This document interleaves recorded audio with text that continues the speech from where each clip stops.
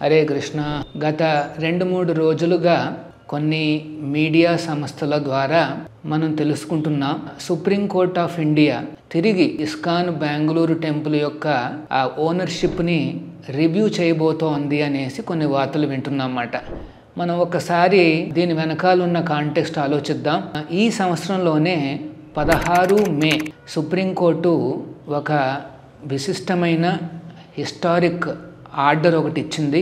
25 ఏళ్లుగా జరుగుతున్న సైద్ధాంతిక డిఫరెన్స్, ఇస్కాన్ బెంగళూరు మరియు ఇస్కాన్ ముంబై గ్రూపుల మధ్య జరిగిన ఈ సైద్ధాంతిక డిఫరెన్సెస్ అనేవి ఒక ప్రాపర్టీ కేసు రూపంలో అవి మార్పు చెంది ఆ రకంగా జరుగుతున్న ఆ డిస్ప్యూట్ని సుప్రీంకోర్టు 16 మే తారీఖున తనిచ్చిన హిస్టారిక్ జడ్జిమెంట్ ద్వారా సెటిల్ చేసేసింది.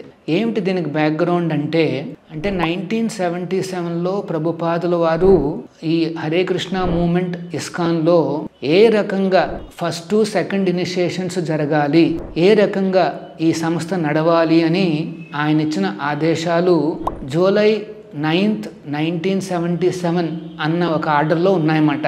సో ఆ లెటర్ ద్వారా ఏం చెప్పబడింది అంటే, ప్రభుపాదుల వారే ఈ హరే కృష్ణ మూమెంట్కి, ఈ ఇస్కాన్ సంస్థకు ఒక ఆచార్యులుగా వారే ఉంటారు.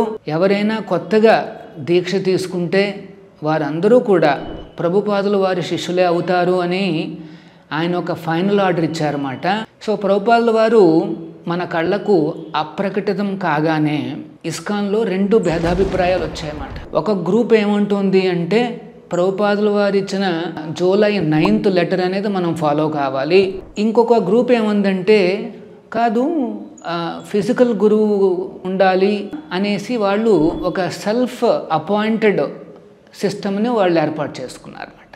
ప్రభుపాదుల వారు ఇచ్చిన ఆదేశాలను మాత్రమే మనం పాటించాలి అన్న గ్రూప్కి ఇస్కాన్ బెంగళూరు అనేది ఒక రిప్రజెంటేటివ్గా ఉంటే, కాదు ట్రెడిషను ఫిజికల్ గురువు ఉండాలి, గురువుగారు చెప్పిన వాక్యాలు ఏమన్నా సరే ఈ మనం ట్రెడిషన్ని ఫాలో అవ్వాలి అని చెప్పిన వాళ్ళకి ఇస్కాన్ ముంబై అనేది ఒక ప్రతినిధిగా ఉందన్నమాట. సో మేము కూడా ఒరిజినల్ ఇస్కాన్లోనే, అంటే ఇస్కాన్ ముంబైలోనే చాలా ఏళ్ళుగా ఉన్నాం. 1980s నుండి 1999 ఆల్మోస్ట్ ఒక 20 years మేము వాళ్ళతో పాటే ఉన్నాం అన్నమాట. కానీ దాని తర్వాత ఇస్కాన్ బెంగళూరుకి ఈ జూలై 9th లెటరు 1997లో ప్రభుపాదుల వారు స్వయంగా ఇచ్చిన, మొత్తం మన మూమెంట్కి ఆయన స్వయంగా ఇచ్చిన ఆదేశం కనిపించిందన్నమాట. వెంటనే మేము ప్రశ్నలు అడగడం ప్రారంభించాం. ప్రభుపాదుల వారు అన్నదే మనకి కాన్స్టిట్యూషను, ఆయన అన్నదే వేదవాక్యం. అది మనం ట్రెడిషను లేకపోతే మనం అనుకున్న కొన్ని ఫిలాసఫీలకి ఆధారితం కాదు, మనం గురువు గారు చెప్పిన వాక్యాలను మాత్రమే పరిపాలించాలి అని చెప్పి మేము ఆ జూలై 9th లెటర్నే ఫాలో అవుతాము అని చెప్పడం జరిగిందన్నమాట. వెంటనే ఇస్కాన్ ముంబై ఇస్కాన్ బెంగళూరుపై ప్రెషర్ పెట్టడం ప్రారంభించింది. వాళ్ళు అనుకున్న విధంగా సెల్ఫ్ అపాయింటెడ్ గురూస్, అంటే ఈ ఫేక్ గురు సిస్టమ్ అనేది ఏదైతే నడుస్తుందో ఇస్కాన్ ముంబైలో వాళ్ళు అపాయింట్ చేసుకున్నారంటే ప్రభుపాదుల వారి నుండి ఒక్క లెటర్ కానీ ఒక్క ఆదేశం కానీ లేదు.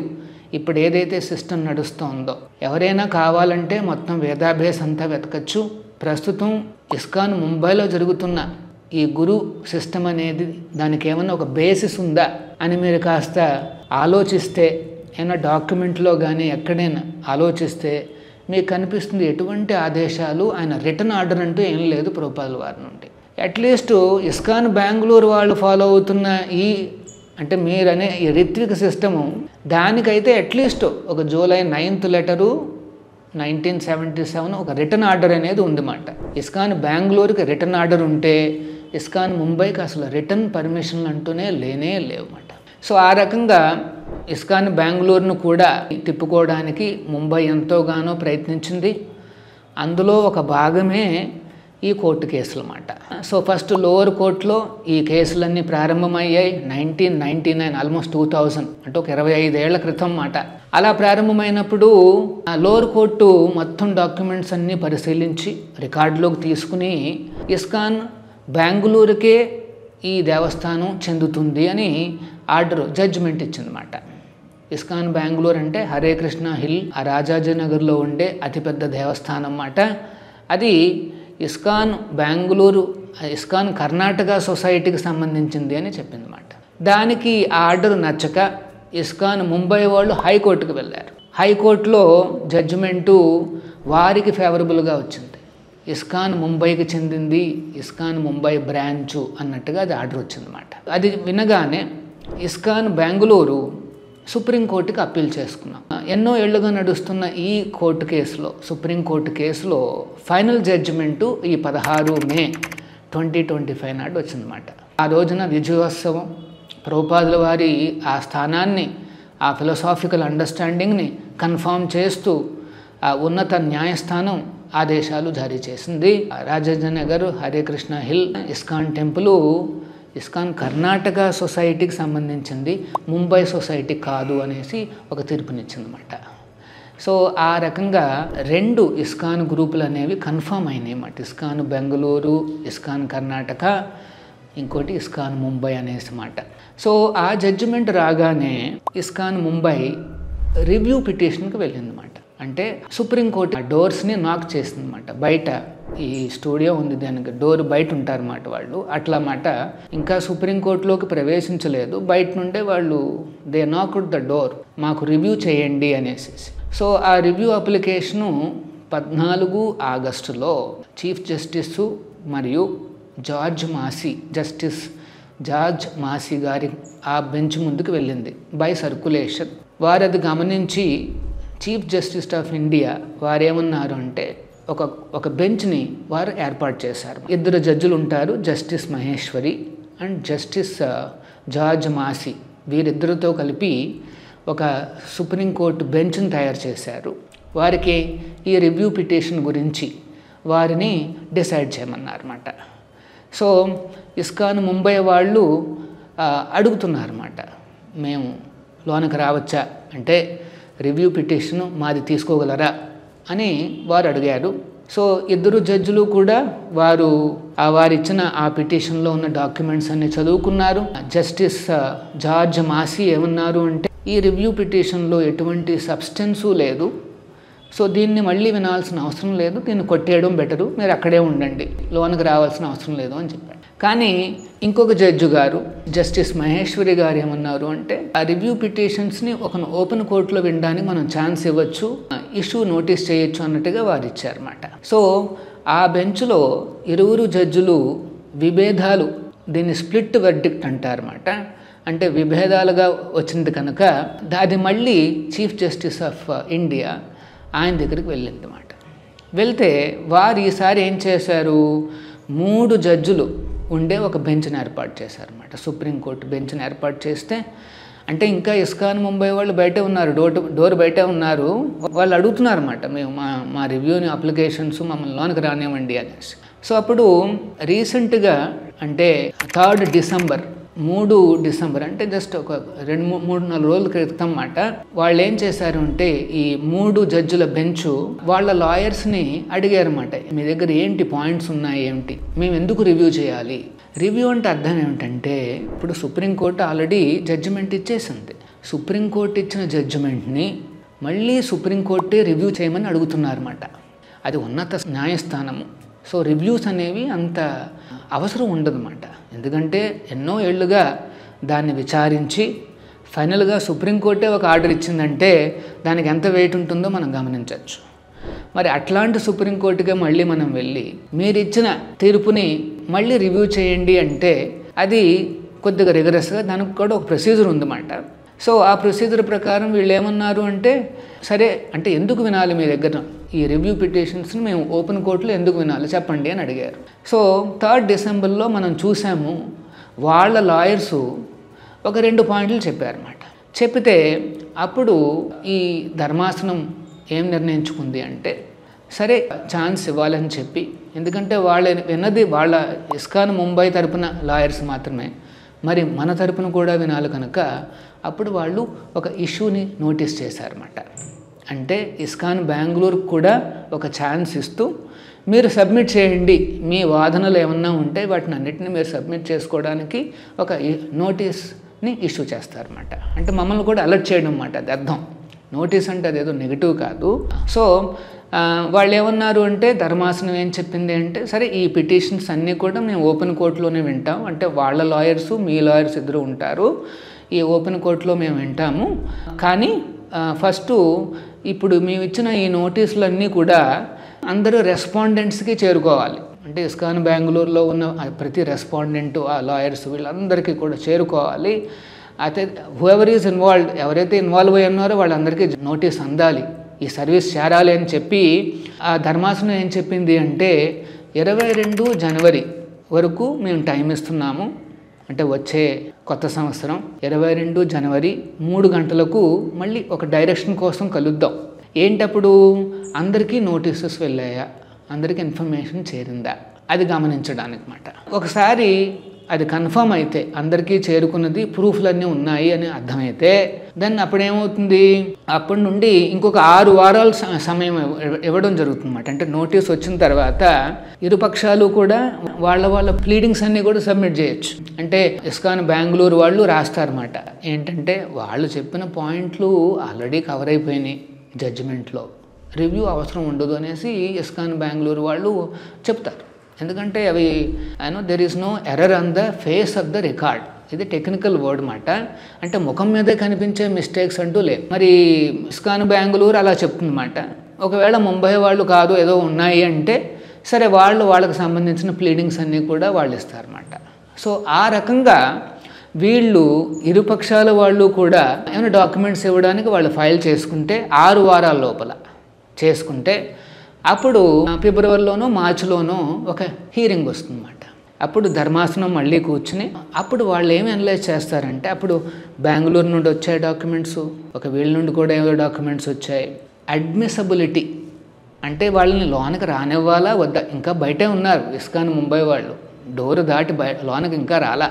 ఆ రివ్యూ పిటిషన్ని అడ్మిసబిలిటీ అంటే మళ్ళీ అడ్మిట్ చేయాలా వద్దా, సరే ఓపెన్ కోర్టులోనే కానీ అడ్మిట్ చేయాలా వద్దా అన్న నిర్ణయం అప్పుడు తీసుకుంటారన్నమాట. అంటే ఫిబ్రవరి కానీ లేకపోతే ఇంకా కొద్ది డిలే అయితే మార్చి కానీ ఎప్పుడైతే ఆ డేట్ ఫిక్స్ అవుతుందో, ఫ్రీడమ్ కూడా జడ్జిమెంట్ ధర్మాసనం ఇచ్చింది, మీకు కన్వీనియంట్ డేట్లు చెప్పండి అని కూడా చెప్పింది. సో అట్లాంటి డేటు ఫిబ్రవరి మార్చిలో అప్పుడు ఏం చెప్తుందంటే వాళ్ళు నిజంగా ఆ రివ్యూ అప్లికేషన్ అనేది లోనికి తీసుకోవాలా వద్దా, అంటే ఇంకా వాళ్ళు బయటే ఉన్నారన్నమాట. ఇస్కాన్ ముంబై ఇంకా బయటే డోర్ బయట ఉండి ఇంకా నాక్ చేస్తున్నారు, మీరు అక్కడే ఉండండి, సరే మీది ఒకవేళ లోనికి వస్తే ఓపెన్ హీరింగ్ వింటాము, ఓపెన్ కోర్టులో వింటాము, అది సరే, కానీ అడ్మిసబిలిటీ అంటే రివ్యూ జ్యూరిస్డిక్షన్ ఉందా లేదా, ఈ రివ్యూకి ఆ జ్యూరిస్డిక్షన్ ఉందా లేదా అని చూస్తారన్నమాట. ఒకవేళ ఇస్కాన్ బెంగళూరు సబ్మిట్ చేసిన అవన్నీ కూడా చూసి ఒకవేళ జడ్జులు ఆ ధర్మాసనం కనుక ఇందులో ఎటువంటి జ్యూరిస్డిక్షన్ లేదనుకుంటే అప్పుడే ఆ రివ్యూ పిటిషన్లు కొట్టేస్తారు, వాళ్ళు లోనికి రావాల్సిన అవసరం కూడా లేదు, వాళ్ళు అక్కడ నుండి వాళ్ళు వెళ్ళిపోవచ్చు ఇంటికి. ఒకవేళ లేదు కొన్ని పాయింట్లు ఏవో ఉన్నాయి, ముఖం మీదే కొన్ని తప్పులు కనిపిస్తున్నాయి, there are errors on the face of the record అని అంటే అప్పుడు వీళ్ళు ధర్మాసనం ఏముంటుంది అంటే అప్పుడు ఏమవుతుంది, మరి వాళ్ళని రివ్యూ పిటిషన్ అప్పుడు యాక్సెప్ట్ చేయడం జరుగుతుందన్నమాట.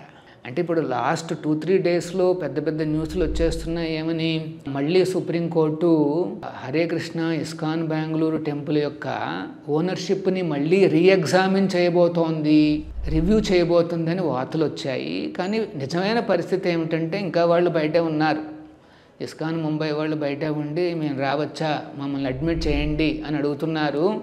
ధర్మాసనం అంటోంది ఇప్పుడు కాదు, ఫిబ్రవరిలో అందరికీ నోటీసులు వెళ్తాయి, అందరికీ ఇన్ఫర్మేషన్ చేరుతుంది, మీరు ఏమేమి అనుకుంటున్నారో అవన్నీ మళ్ళీ ఇవ్వండి మాకు, అప్పుడు ఫిబ్రవరి మార్చిలో మేము చెప్తాం ఏమని, మీరు అడ్మిసిబులా కాదా, అప్పటి వరకు మీరు అక్కడ నిల్చోండి అని చెప్పిందన్నమాట మొన్న. సో ఈ వచ్చిన మరి ఈ మీడియా ఇదంతా ఏమిటంటే అది మిస్అండర్స్టాండింగ్ కంప్లీట్గా, రీఎగ్జామినేషన్ అనేది అసాధ్యం అని కూడా ఆ 3 డిసెంబర్ వీడియో రికార్డింగ్లో మనం చూడొచ్చు అన్నమాట. సుప్రీంకోర్టులో వాళ్ళు ఒకవేళ రివ్యూ ఓకే అన్నారనుకోండి, అప్పుడేమవుతుంది, సరే రివ్యూ పిటిషన్ ఒప్పుకుంటున్నాం, సరే మీరు లోనికి రండి అన్నారనుకోండి, అప్పుడు ఏమవుతుంది, దాని అర్థం ఏమిటి, మళ్ళీ ఇది ఒక అప్పీల్ లాగా మళ్ళీ ఫస్ట్ నుండి స్క్రాచ్ నుండి అన్ని రకాల వాదనలు విని మళ్ళీ ఇంకొక 25 ఏళ్ల తర్వాత మళ్ళీ జడ్జిమెంట్ వస్తుందా, కాదు. ఆ దశకు ఎప్పటికీ చేరదు. ఆ దశ దాటిపోయింది ఆల్రెడీ. 16 మే 2025 సుప్రీంకోర్టు జడ్జిమెంట్ ఇచ్చిన తర్వాత ఆ దశ దాటిపోయింది. ఇస్కాన్ బెంగళూరు ఓనర్షిప్, ఆ ఇస్కాన్ కర్ణాటక సొసైటీ అన్నీ కన్ఫర్మ్ అయిపోయినాయి. మరి అయితే ఇప్పుడు రివ్యూ అంటే అర్థం ఏమిటి? ఒకవేళ రివ్యూ పిటిషన్ కానీ ఒప్పుకుంటే సరే, ముఖం మీదే కనిపించే మిస్టేక్స్ ఏమన్నా ఉన్నాయి అంటే డైరెక్ట్గా ఇంకా చూడండి, నా ముఖం మీద ఏమైనా మచ్చలు ఉన్నాయనుకోండి, వెంటనే అర్థమైపోతుంది. అలాగే ఆ జడ్జిమెంట్లో ఏమన్నా ముఖం మీదే కనిపించే ఏమన్నా మిస్టేక్స్, ఎర్రర్స్ ఉంటే అవి నెగ్లెక్ట్ చేయకూడదు అనేసి ఒక మంచి రూల్స్ ఉన్నాయి సుప్రీంకోర్టులో. దానికి అనుసారంగా వాళ్ళు యాక్సెప్ట్ చేసే అవకాశం ఉంది. ఏంటి, ఏ పాయింట్లు ఉన్నాయో చెప్పండి, ఎక్కడున్నాయి ఎర్రర్స్ అని అడుగుతుందన్నమాట సుప్రీంకోర్టు. ఎక్కడున్నాయి ఎర్రర్స్ ఖచ్చితంగా చెప్పాలి. ఇప్పుడు ఇదేంటంటే ఇది రివ్యూ పిటిషన్ అంటే అప్పీల్ కాదు, మళ్ళీ వెనక్కి వెళ్ళరు, డాక్యుమెంట్స్ అన్ని వెరిఫై చేయడం అదేం లేదు. తర్వాత ఇంకోటి ఏంటంటే ఈ ఎర్రర్స్ కూడా అది ఇంతకుముందు అప్పీల్ చేసినవి మళ్ళీ చెప్పకూడదు. ఇంతకుముందు మేము ఏదో చెప్పాము అదే పాయింట్లు మళ్ళీ చెప్తామంటే అది ఒప్పుకోరు. ఆల్రెడీ అయిపోయింది ఆ కేసు. రివ్యూ అంటే అర్థం ఏంటంటే ఏమన్నా హ్యూమన్ మిస్టేక్స్, చూడగానే అర్థమైపోయే కొన్ని తప్పులు అట్లాంటివి మాట. అవి కూడా బాగా ఇన్సిగ్నిఫికెంట్ అయితే ఇంకా రివ్యూ కూడా పట్టించుకోరు.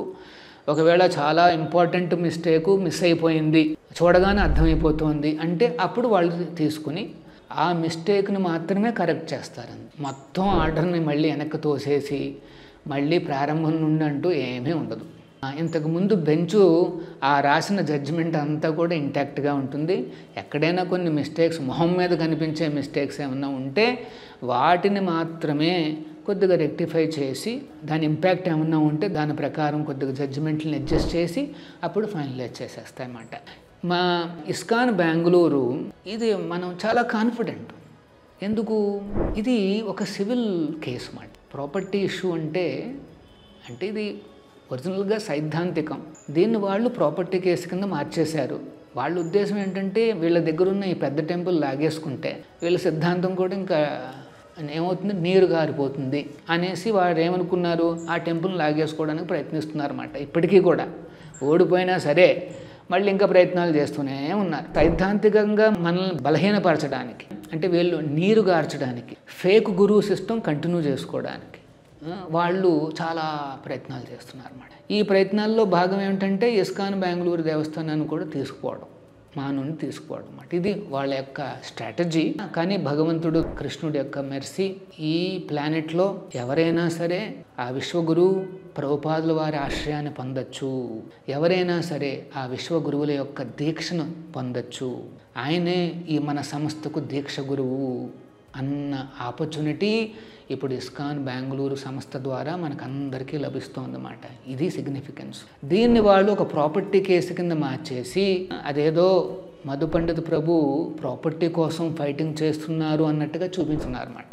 కానీ యాక్చువల్గా ఏమిటంటే ఇస్కాన్ ముంబై వాళ్ళే ఈ ప్రాపర్టీని తీసేసుకుంటే ఇంకా ఈ ప్రభుపాదుల వారు దీక్ష గురువు, ఆయనే విశ్వగురువు దీక్ష గురువు అనేసి అన్న ఈ సిద్ధాంతం నిర్వీర్యం అయిపోతుందనేసి కంటిన్యూస్గా మనం చూస్తున్నాం అన్నమాట. ఈ మీడియాల్లో కూడా మధు పండిత్ ప్రభు మీదనే అటాక్ పెడుతూ వస్తున్నారన్నమాట. వీటన్నిటి వెనకాల ఉన్న రహస్యం ఏమిటంటే వాళ్ళు కానీ ఆ ప్రాపర్టీని ఏదో రకంగా చిక్కించుకుంటే ఇంకా ఈ రిత్విక్ ఫిలాసఫీ, ప్రభుపాదుల వారి ఫైనల్ కోరిక 9th జూలై పక్కన పెట్టేయచ్చు.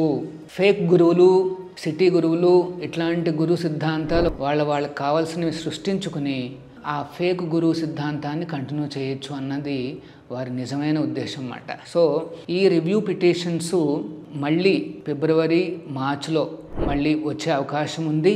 అప్పటి వరకు కూడా ఆ ఇస్కాన్ ముంబై వాళ్ళు ఇంకా బయటే ఉన్నారు, అంటే కోర్టు లోపలికి ఇంకా అలౌ చేయలేదు.